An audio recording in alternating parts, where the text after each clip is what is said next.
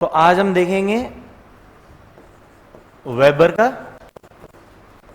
Industrial location. ठीक है, most important model है इकोनॉमिक्स में और ज्योग्राफी में, सबसे ज़्यादा इंपॉर्टेंट मॉडल है, काफ़ी ज़्यादा की फाउंडेशन ये अपना होल्ड करता है। मॉडल के बारे में आगे जो भी इंफॉर्मेशन है आज कौन प्रेजेंट करेगी? मुस्कान, आ जाओ।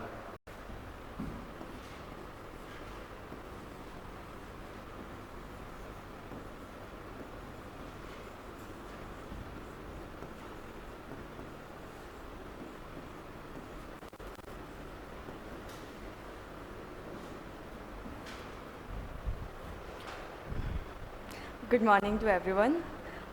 एज सर एक्सप्लेन कि मेनली वर्ल्ड वॉर फर्स्ट और सेकंड के बाद में जो ह्यूमन जियोग्राफी की इंपॉर्टेंस थी वो बहुत ज़्यादा रिड्यूस हो चुकी थी, क्योंकि मेनली जो इंपॉर्टेंस थी वो फिजिकल जियोग्राफी को दी जा रही थी। बिकॉज उस टाइम जो कंट्रीज़ थे दे वर मोर लाइक गिविंग इम्पॉर्टेंस, क्योंकि वॉर्स चल रहे थे, तो लाइक जियोग्राफी को एक्सप्लेन करना, फिजिकल जियोग्राफी उनके लिए ज़्यादा इंपॉर्टेंट हो गई थी। उसकी वजह से जो ह्यूमन जियोग्राफी थी उसकी इंपॉर्टेंस बहुत ज़्यादा रिड्यूस हो गई थी। तो उसको रिवाइव करने के लिए आफ्टर सेकेंड वर्ल्ड वॉर बहुत से ऐसे जियोग्राफर्स आए जिन्होंने ट्राई किया कि वो जो इम्पॉर्टेंस है ह्यूमन जियोग्राफी की वो इंक्रीज़ कर सके, वापस उस लेवल पे ला सके। तो उसके लिए उन्होंने बहुत से मॉडल दिए थे उसको मोर लॉजिकल बनाने के लिए। मेनली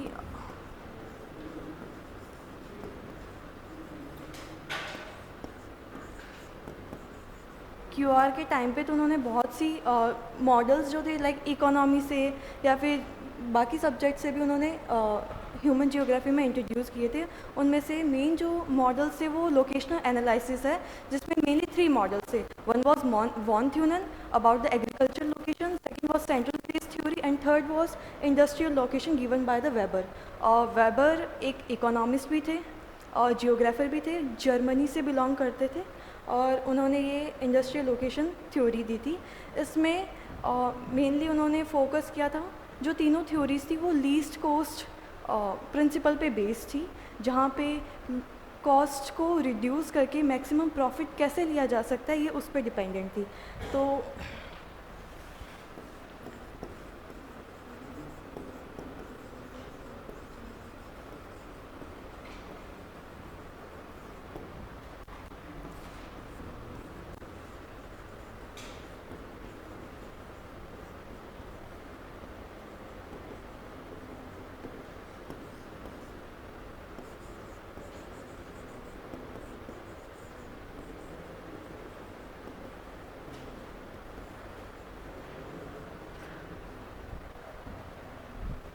ये जो मॉडल है वो वेबर की book the theory of location of industries में उन्होंने मेंशन किया था, जो 1909 में दी थी। बट ये after the second world war it was introduced, it after the second world war it was introduced in geography. इसको प्योरिटी प्रिंसिपल भी बोलते हैं, in which there is a proper pure utilisation, like almost जितना utilisation हो सकता है resources का उतना यूटिलाइजेशन किया जाता है। एंड उसने वेबर ने अपनी थ्योरी में बहुत से अजम्पशन दिए थे। First he has mentioned about the isotropic surface, it's like a ideal और we can say hypo, it's ideal surface जहाँ पे ऑलमोस्ट सारी रिसोर्सेज या फिर सारी फैसिलिटीज़ अवेलेबल होती है, जहाँ पे रिसोर्सेज रॉ मटेरियल्स भी सारे मिलते हैं, क्लाइमेट भी फेवरेबल होता है, टोपोग्राफी भी फेवरेबल होती है। उसके बाद में ही has given the various cost in which first was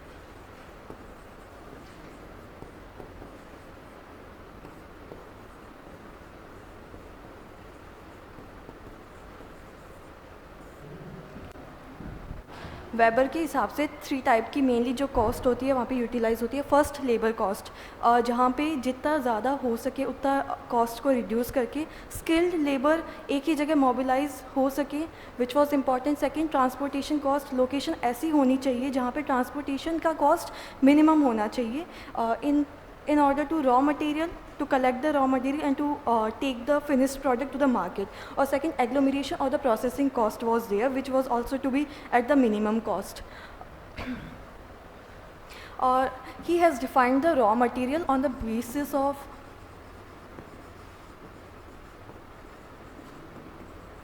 first on the basis of purity,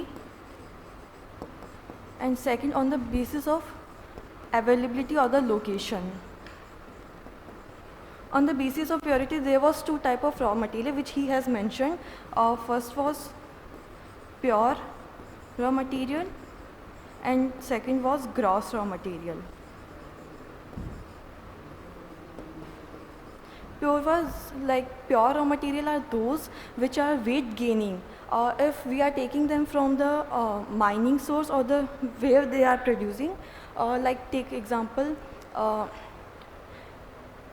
which like we have taken wheat from the field और उसको इंडस्ट्री में लेके जा रहे हैं, फिर प्रोसेसिंग कर रहे हैं, तब तक like we have taken 10 tons of wheat, और अगर लेके जा रहे हैं और उससे अगर वी आर प्रोड्यूसिंग एल्कोहल और समथिंग एल्स, तो उसका जो वेट होगा वो इंक्रीज़ हो जाएगा, डिक्रीज़ नहीं होगा.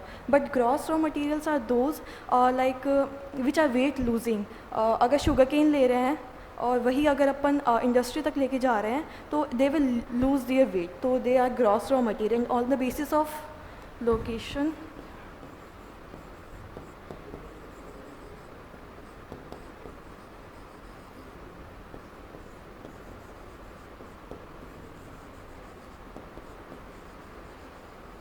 They are ubiquitous, which are common, which are generally find everywhere, like we find water, air, soil, they are common. But uniquitous are those which are localized and fixed, like minerals, iron ore and like limestone, etc. They are the 2 types on the basis of location.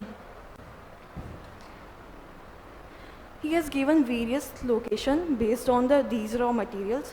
First was when if we take 2 raw materials, in both are we can say whether pure or ubiquitous.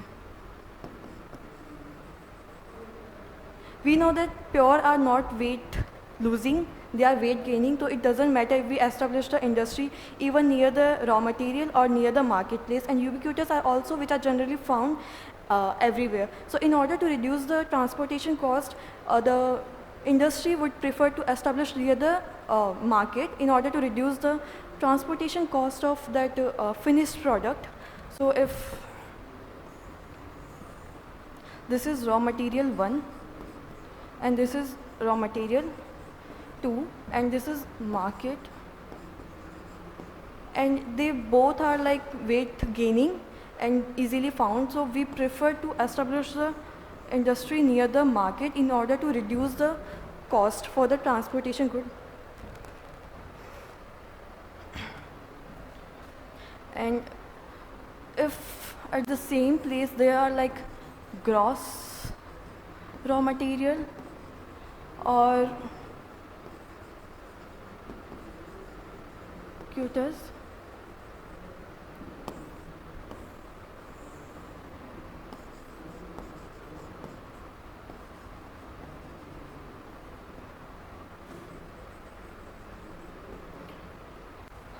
Gross are those which are weight losing.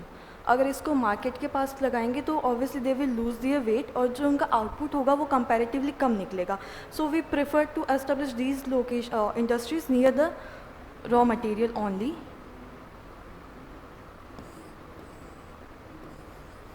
So that यहाँ पे तो cost reduce हो जाएगा but we will get more profit. So we can compensate it by this transportation cost. And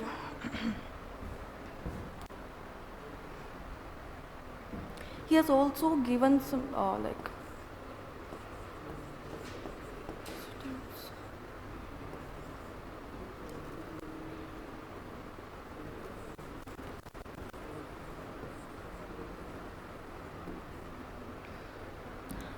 Isotems are those lines which are connecting the locations which have transportation same transportation cost, and isodopine are those lines which are connecting the points but they have the equal cost, like from both the raw material side and from both the market side. So in isotems it's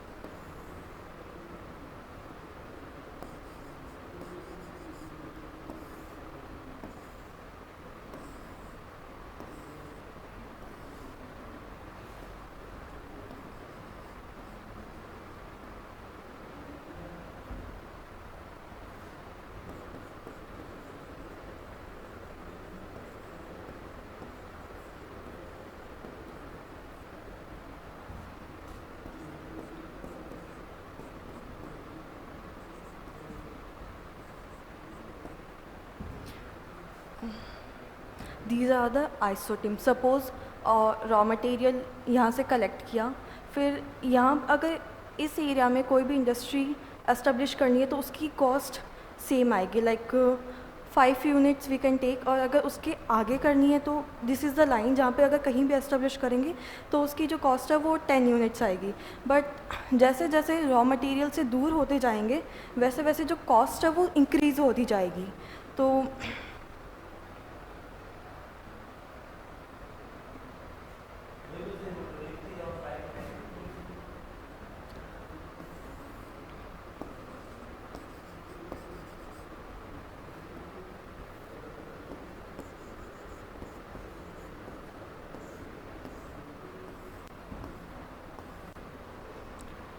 but if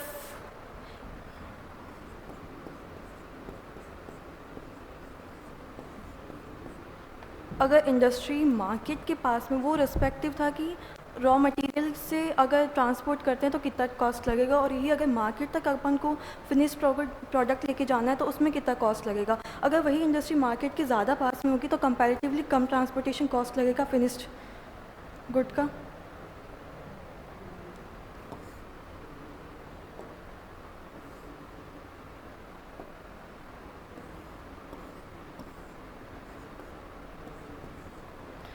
ये as compare to the finish product था, और वो market raw material के basis पर कि जैसे जैसे अगर मार्केट के पास में होगा तो मार्केट के कंपैरिजन में फिनिश प्रोडक्ट का कम लगेगा, और अगर पहले वाले में देखें तो अगर रॉ मटेरियल के पास में है तो रॉ मटेरियल को कैरी करने का इंडस्ट्री तक उसका जो कॉस्ट है वो रिड्यूस होगा, और जैसे जैसे डिस्टेंस इंक्रीज़ होगा वैसे वैसे ट्रांसपोर्टेशन कॉस्ट भी इंक्रीज़ हो जाएगी।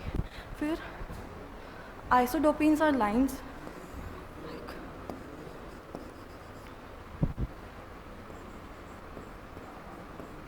if we are taking both the locations on the basis of raw material and market together, तो उसमें there is some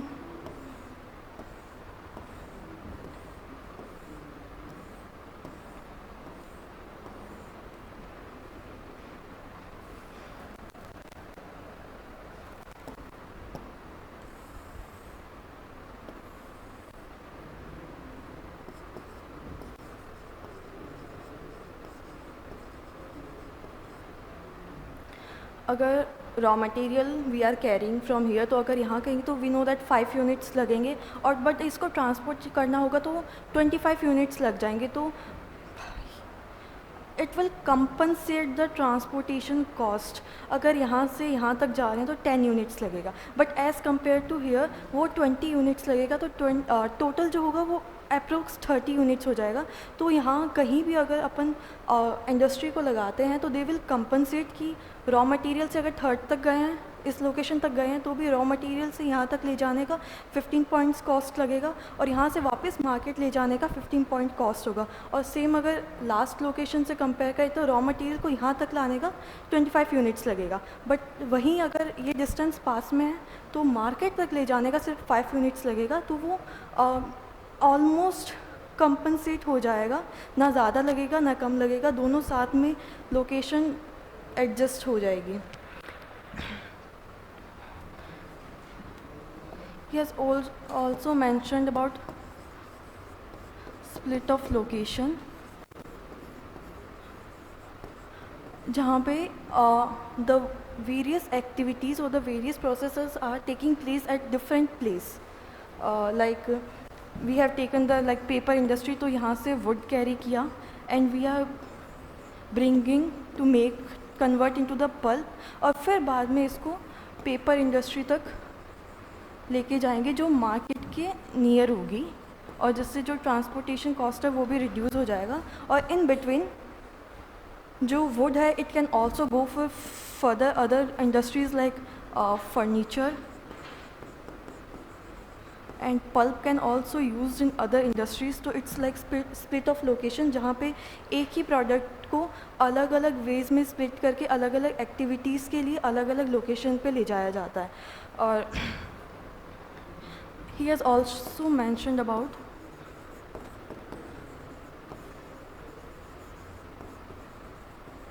location coupling. उसके हिसाब से if there is any industry it will not establish in isolate area. उसे there are various supporting industries or the various industries which get support from the main industry. तो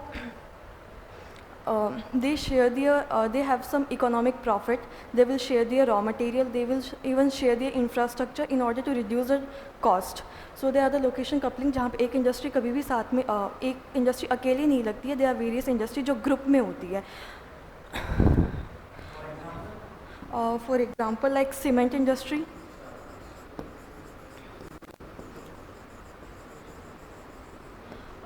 जो mainly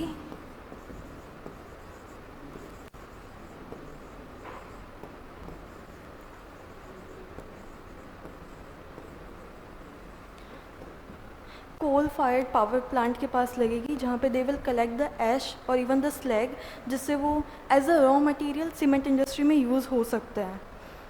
and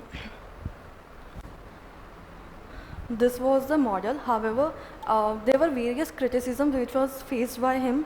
Like first, according to humanistic, it was dehumanizing the human from the whole concept because his main focus was on the economy, transportation cost, labor cost, but he didn't talk about the involvement of the workers in the management of the industries. And second, he was also criticized by the Marxist because what he was trying to create was capitalistic class which was mainly based on profit maximization and there was no role of the human. However, it was also supported by welfareists because what was their main goal to reduce the problems and to give the solution which was given by him. Second, his model was deterministic and even normative. जो एक ही जगह उन्होंने study किया और हर जगह उन्होंने implement कर दिया, यूनिवर्सल बना दिया उसे. According to he has given the idea of isotopic surface which was not possible. Second, he has also not mentioned about the types of transportation because at the present time various high-speed transportation facilities are there where even the industry try to establish near the marketplace so वो अपना profit जो है वो maximize कर सके. And according to him there was only one place of consumption, there was only one market which is not real in present time because even consumers and markets are at the various place. If अगर कोई industry एक raw material एक product finished product produce कर रही है तो it will not go to a certain specific market, वो अलग अलग market में जाके अपने जो finished product है उसको share करेगा.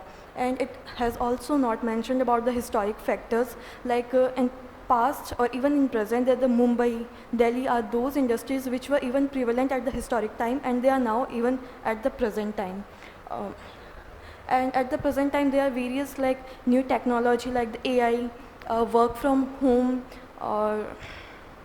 machinery, service sector are there which are not well explained by him, but at the present time however he has given the model about 100 years ago but वो अभी भी इम्प्लीमेंट कर सकते हैं but not at the 100%. ये mainly जो है possible है जो हैवी इंडस्ट्रीज़ है उनके लिए, बट जो स्मॉल स्केल इंडस्ट्रीज़ है like SHG are there, like village industry, cottage industry are there which is not that explaining those factors. Okay, if anyone have doubt you can ask मी.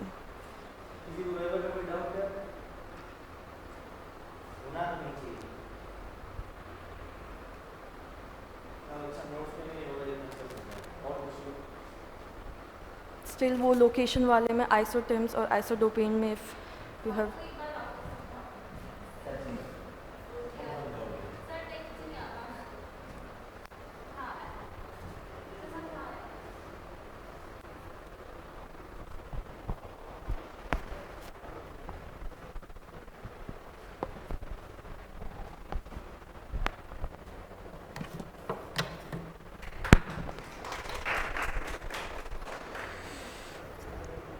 एक coaching institute के लिए और एक गुरु के लिए, teacher के लिए सबसे ज़्यादा मोस्ट इम्पॉर्टेंट और प्राउड मोमेंट क्या हो सकता होगा कि जो लर्निंग है, जो टीचिंग है, वो नेक्स्ट जनरेशन के लिए जिनका एम ही है अपने सक्सेस को, एम को पाना, उन्हें वो टॉपिक समझ में आ जाए इतना अच्छा कि वो समझाने भी लग जाएं, उतना अच्छा जितना अच्छा एक टीचर भी नहीं समझा पाए। शायद मैं भी इस टॉपिक को इतना अच्छे से नहीं समझा पाता जितना अच्छे से मुस्कान ने इस टॉपिक को समझाया। और यही ब्यूटी आप सबकी कि आप इन क्वेश्चंस को एज एन असाइनमेंट इतने अच्छे से कर रहे हो कि खुद भी समझ रहे हो, दूसरों को भी समझा रहे हो। अल्बर्ट आइंस्टीन ने एक बहुत अच्छी चीज़ बोली थी, टीचर अच्छा वही है जो खुद नहीं समझे, जो दूसरों को अच्छे से समझा दे। तो मुस्कान ने आज बहुत अच्छे से इस टॉपिक को समझाया और श्योरली अगर ये वाला टॉपिक पेपर में आएगा तो she will be one of the most top scoring student. और इनके साथ साथ आप भी टॉप स्कोरिंग स्टूडेंट बन जाओगे। आपने इतना अच्छे से इस मॉडल को देखा, हर मॉडल और हर स्लाइड को बहुत अच्छे से बताया। शायद ही यूट्यूब पे और भी कोई, और शायद ही कोई ऐसा टीचर होगा जिसने इतने अच्छे से वेबर को समझाया था। This is the beauty of each and every one of you. ऐसे ही अपन आगे सीरीज़ में नेक्स्ट एक एक करके स्टूडेंट आता रहेगा और जो कोर ज्योग्राफी के टॉपिक्स हैं, रैंडम नहीं, कोर ज्योग्राफी के टॉपिक्स हैं, उनको बताएगा और ये शो करेगा कि हाँ, in this institute by this teacher students are learning the concept in such a way that they can also show and learn others in the very same way. Thank you, Muskan.